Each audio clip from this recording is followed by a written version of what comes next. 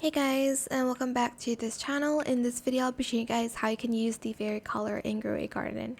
You're going to firstly craft it here. You will need one fairy jar, one godly sprinkler, and shekels.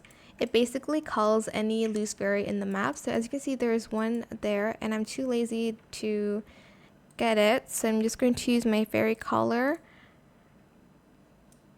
And actually, I guess it's still the same. It doesn't actually call it to your garden or where you are, but you still have to kind of go to it, I guess. I thought it was going to call it to you, but I think it's just going to call it in like the actual field.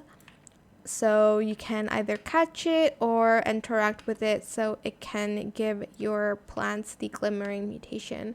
I don't really need it anymore. I just need to collect more fairies so that I can submit fairy jars and get enchanted chests. That's what I'm after. I'm after the phoenix right now.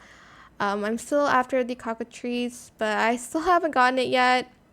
And I'm still looking for that 1 kilo under 1 kilo pixie so I can finish the fairy achievement. But yeah, that is pretty much it for this video. I hope it was helpful for you guys. Don't forget to like, comment, share, and also subscribe to this channel if you haven't done that already.